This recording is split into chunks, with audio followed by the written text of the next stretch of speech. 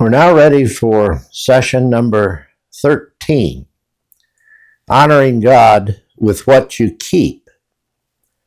God not only cares about how much we give, He cares about what we do with the money that we keep for ourselves, I do believe. And the first thing is we need to learn to be generous with other people. This would especially include the poor. Benevolence is giving to meet the needs of others who are less fortunate. Such was commended in the Old Testament. Deuteronomy chapter 15, Leviticus chapter 25. Also, it's found in Psalm 41, verse 1.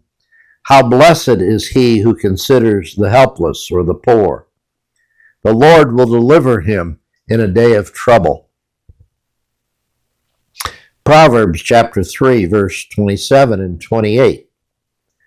Do not withhold good from those to whom it is due, when it is in your power to do it. Do not say to your neighbor, go and come back tomorrow, and I will give it, when you have it with you. Proverbs 11, verse 25. The generous man will be prosperous, and he who waters will himself be watered. Proverbs 21, verse 13. He who shuts his ear to the cry of the poor will also cry himself and not be answered. Proverbs 22, verse 9. He who is generous will be blessed, for he gives some of his food to the poor. Proverbs 25, verse 21 and 22. If your enemy is hungry, give him food to eat. If he is thirsty, give him water to drink. For you will heap burning coals on his head, and the Lord will reward you. Proverbs 28, verse 27. He who gives to the poor will never want, but he who shuts his eyes will have many curses. Giving to the poor was something that was commanded. Being generous with others was something that was commanded by our Lord. Matthew 5, verse 42. Give to him who asks of you, and do not turn away from him who wants to borrow from you. Matthew 25, verses 35 through 45. Here, Jesus will say to those on his right and on his left that he was hungry and thirsty and naked and sick and in prison, and they either did or did not come unto him. These are the things that Jesus said, if you did it unto the least of these, you did it unto me. Luke chapter 11, verse 41. Give thanks, but give that which is within as charity, and then all things are cleaned for you. We've already noticed that such was practiced by the early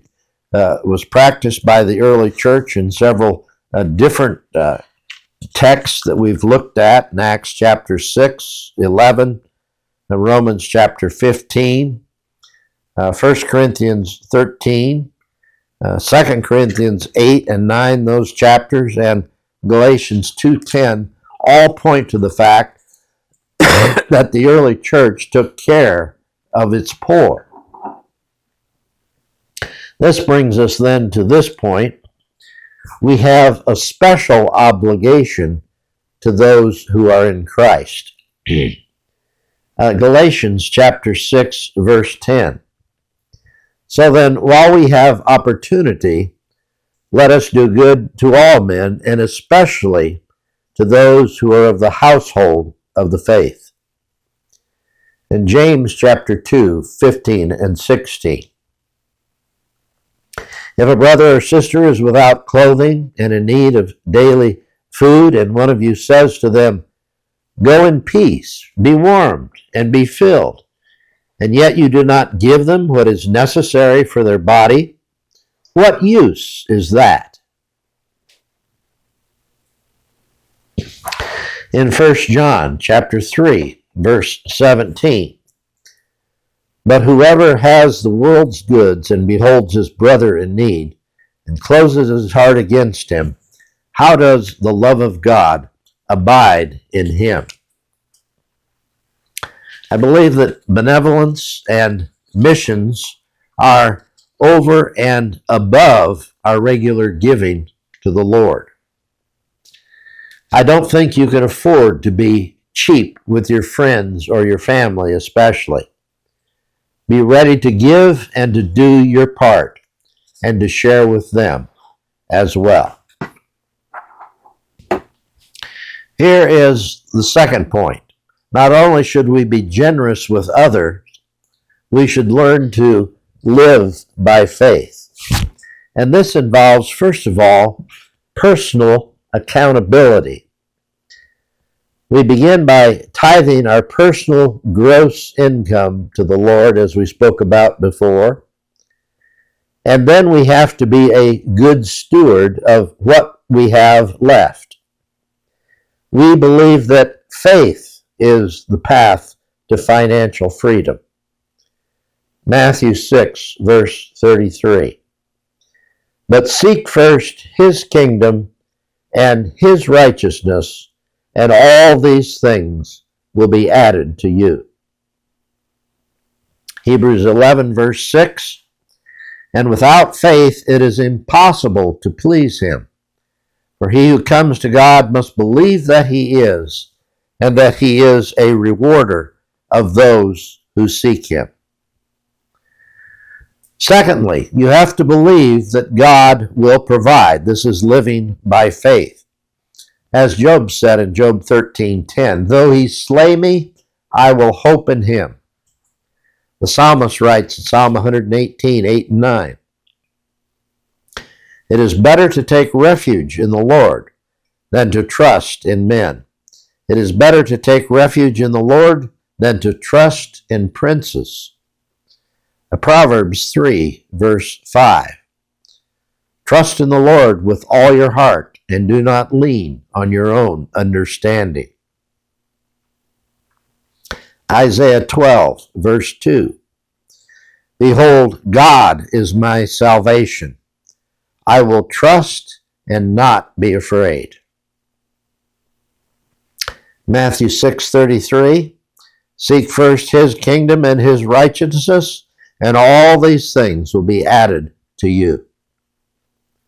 2 Corinthians 9:8, God is able to make all grace abound to you, that always having all sufficiency in everything, you may have an abundance for every good deed.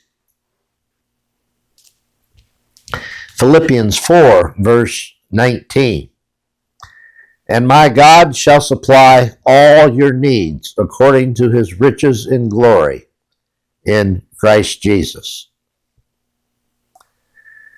Another point under this is you need to be content with what God provides. That's living by faith. Philippians 4:11. I have learned to be content in whatever circumstances I am. And 1 Timothy 6, verse 6.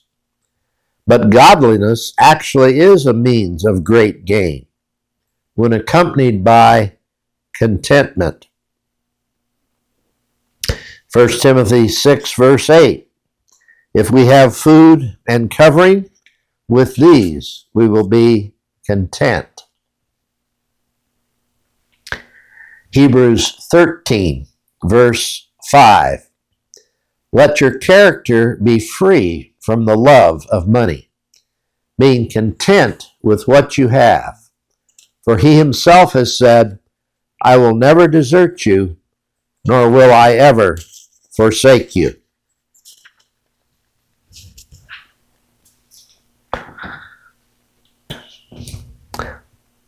We need to believe that debt-free living is God's will. And I believe the Bible teaches this, and this is illustrated in several passages. Romans 13:8 says, "Owe nothing to anyone except to love one another." Proverbs 22, verse 7, "The rich rules over the poor, and the borrower becomes the lender's slave." Proverbs 22, verse 26 and 27, "Do not be among those who give pledges, among those who become sureties for debts. If you have nothing with which to pay, why should he take your bed from under you?" Going into debt is to test or tempt God to provide what we want, not what he wants for us. Matthew 4, verse 7 says, "You shall not put the Lord your God to the test." Here is one of the first of several financial rules that we're going to give you. Financial law number one. Never go into debt for something that depreciates in value. Now, this would include just about everything except your home or property. And we'll discuss later about dealing with a car and how to finance that, but that does include cars as well. Between 1994, the one decade between 1994 and 2004, I know that's been a while back, but income in America went up by 9%. Indebtedness went up by 70%. That is quite an imbalance between the two. Next, you need to believe that debt-free living is possible. God's guiding principle for buying and borrowing, for that matter as well, is need, not want. Now, 1 Timothy 6:8 says, "If we have food and covering, with these we'll be content." So it's need, not want. Here's financial rule number 2. We need to learn to save. The problem with most people is that they know how to spend, but they do not know how to save. Every year in America, Americans spend billions more than they save. 43% will not have enough for retirement. The average person has only saved $60,000 for retirement, and that won't get you very far in this day and age. And a high percentage of our population is actually counting on winning the lottery to fund their retirement. You need to learn to live on less than you make and start saving a regular amount from every paycheck for the future. Save at least 10 to 15% if you can. But even if you have multiple debts and you can't save that much, you need to save something so that you can start to build a savings account. People who have money do not have to borrow from other people. Always pay God and pay yourself first from every paycheck. Here's what experts say. Experts say that you need to have 3 to 6 months of your annual income in a savings account for emergencies, to have that on hand and accessible. What are the benefits of having a savings? Well, it provides that buffer fund for emergencies, We're in the middle of a government shutdown right now. Now think about all these people who aren't getting paychecks from the government that they would normally get. What are they doing if they don't have a savings account to draw from to live during this time? They don't have that buffer for emergencies. Secondly, it allows you to increase your income because money that you have in a savings account can earn interest and thereby grow by itself. Thirdly, having a savings account provides you with a means of borrowing without paying interest.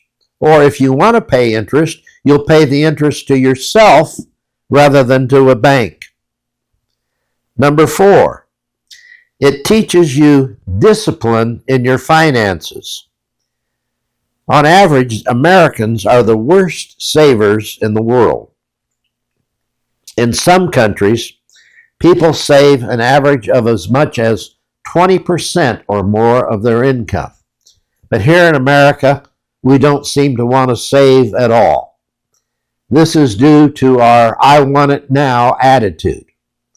We don't have the patience to wait for something better. So you have to ask yourself this question: do I want to save? Some say they want financial freedom, but they're unwilling to pay the price for that freedom. You can live on less. Most people spend all or more of what they earn. Everyone could live on less if they had to. And so the secret of getting ahead in the long run is to force yourself to live on less now. Here are some money-saving steps that you can take. Stop using your credit cards. Find free or inexpensive vacations and entertainments. Cut your telephone, cable, internet bill. Some of those streaming services that you could do without, and see how much money you will save. Watch for bargains, classified ads, garage sales, secondhand stores.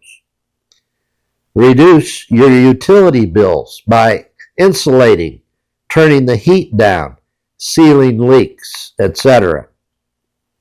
Buy things used rather than new.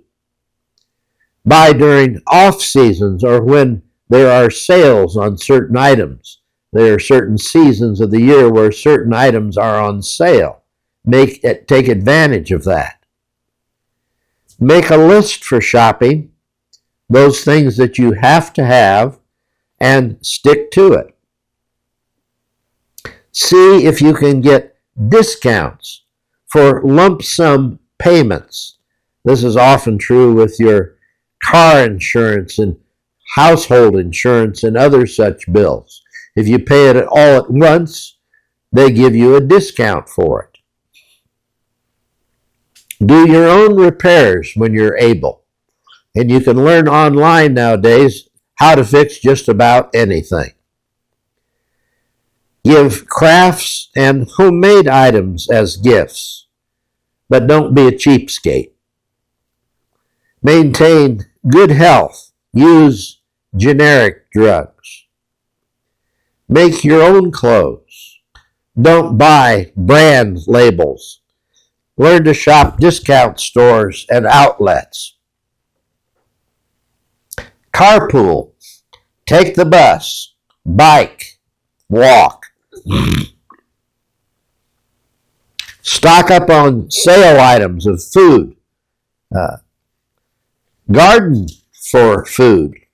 Freeze things or buy from co-ops rather than grocery stores. Rent rather than buy items that you seldom use. Things like perhaps a rototiller that you only use once a year. If you only use a rototiller once a year, rent it. Don't buy it. If you don't need it, sell it. Have garage sales. Be a smart shopper.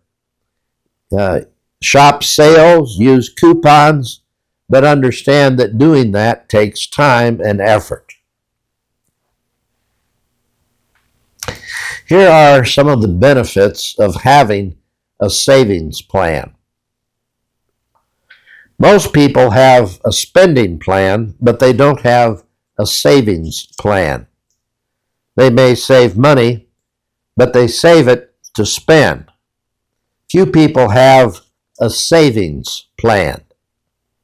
If you have a savings plan, you have an emergency for cash reserve, for unexpected expenses, things that come up unexpectedly like car repairs or medical emergencies, etc. For layoffs or disabilities. For all of this, you need 3 to 6 months' salary to have saved. Secondly, you have a cash reserve for borrowing. You can be your own banker. You can make sure you pay yourself back. You have money to invest. It takes money to make money. So if you have a savings plan, you have money. And you will have money for long-term needs, such as college for your children, retirement, etc., etc. How then should you save? Well, here is one suggested plan. You give to God and government. You set aside 10% for God at least or more, and then you set aside at least 10% for your savings. You learn to live on whatever you have left after you pay your debts, and you need to be paying off your debts. You need to get out of debt if you have debts, such as credit card or other such bills, maybe for appliances or for cars. There's how you save then. You live on less, live on 80% or 70% of what you make. You stick to it. You be regular. You be patient. You invest wisely. You save something, even if it's small. Your savings must be readily available. In other words, it can't be in something that takes 2 or 3 days to get to. It should be readily available to you.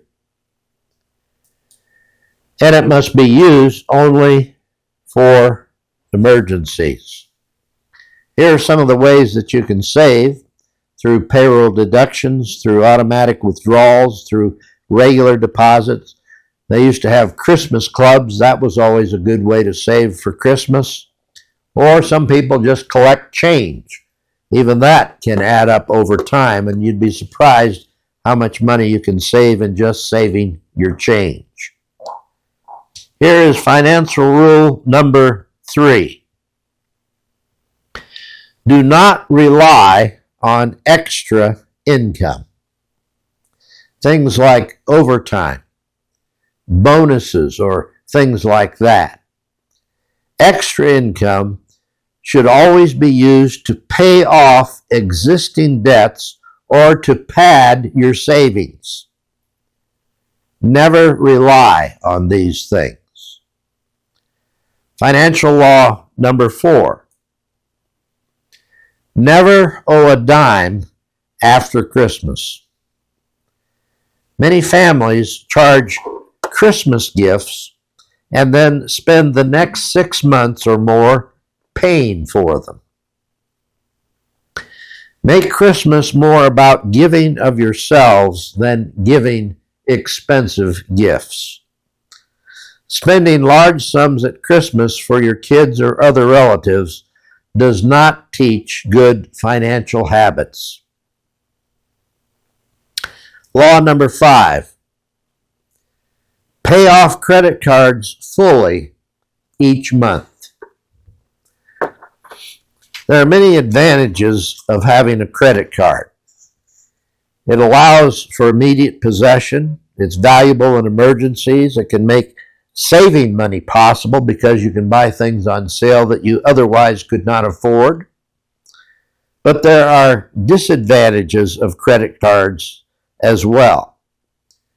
Buying on credit means spending money that you really don't have. And credit borrowing money that you don't have lowers your standard of living by the amount of interest you pay on that credit. And sometimes that's very high. That can be as high as 25 or 30% with some credit cards. Credit, though, is necessary. It's necessary for large purchases, such as a car or a home. College tuition, perhaps, as well. It's often necessary for identification and reservations at hotels or car rentals and other such things. You have to have a credit card. Here are types of credit. The standard credit card is the most common. Credit cards always have credit limits, and that depends on how good your credit is. But the interest rates are usually high. Many of these include annual fees. I would recommend that you never have a card that charges an annual fee. Some credit cards will actually pay you back for using them. That can be helpful. Then there's dealer financing. Many retailers will finance their own merchandise. Now, these rates are usually higher than bank loans or bank rates, though. For instance, a rent-to-own place will charge you double or more what you would pay for an item outright over the months you rent to own. A rent-to-own is a ripoff. Bank loans are another way credit is established, through mortgages, through home equity lines of credit, through auto loans, through unsecured lines of credit. These all have a variety of rates, and those are higher here in more recent years.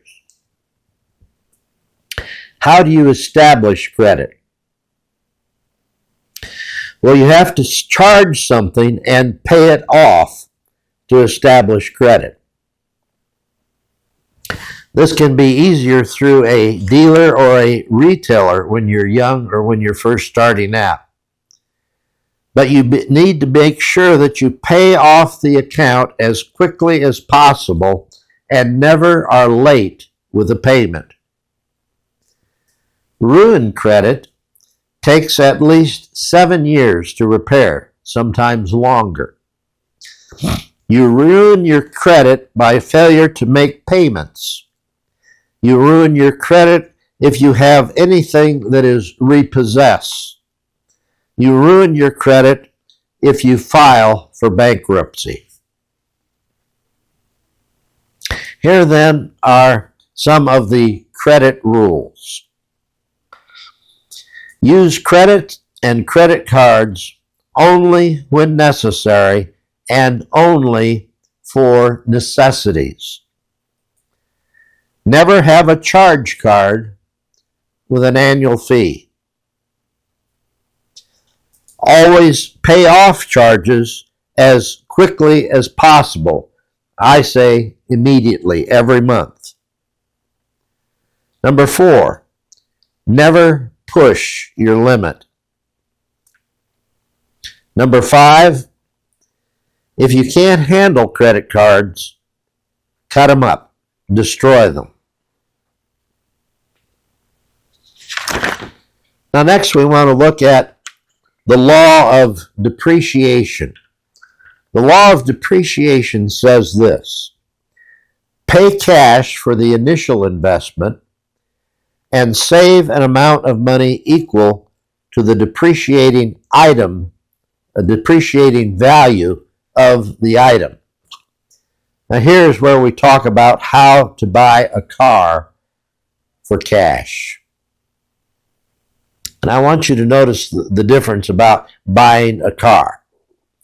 I recommend that you only buy used cars because of depreciation. When you buy a brand new car, as soon as you drive that car off the lot, you lose 10 to 20% of its value. I figure somebody else can take that hit other than me, and so I have always bought lower mileage used cars. Let's give this example then.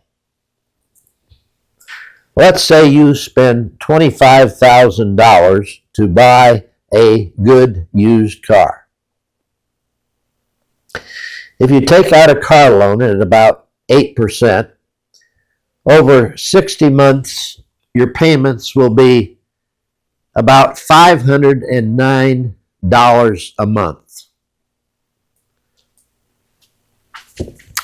After 5 years, you have paid $30,500 for that $25,000 car. The car is now worth about $11,000 after 4 years, and it's still not paid off. Now, instead, let's say you pay cash for that car, and you pay $509 a month in payments to yourself. At the end of 4 years, you have $24,432 plus interest in the bank. You can buy another $25,000 car and still have $10,000 left. That's the difference between buying on credit or buying outright with cash. Another example is an 18 cubic refrigerator. Say the cash price is $800. Projected life 10 to 12 years. So you save $80 a year for 20 years. And in 10 years, you have enough to pay cash for the next refrigerator, hopefully. Or if it lasts longer, then you just keep saving the money and you have more than enough money. Now, these and other examples show how important it is to save so that you can pay cash for what you need. Now, somebody says, well, who can pay cash for a $25,000 car? And I agree. At first, probably you are not able to do that. But you can pay yourself back and keep that car longer than you make payments on it. And as you keep the car for 2 or 3 or 4 years longer than you make payments on it, keep making those payments to yourself.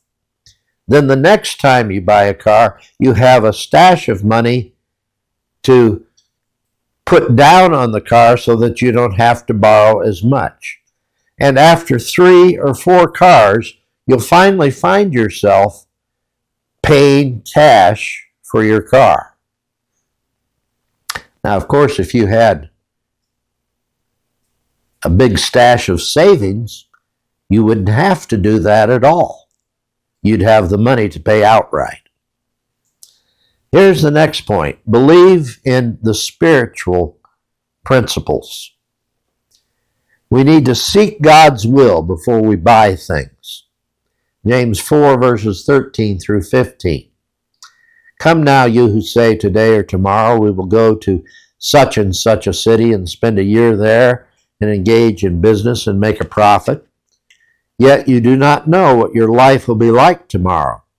You're just a vapor that appears for a little while and then vanishes away. Instead, you ought to say, if the Lord will, we will live and also do this or that. Secondly, you need to consider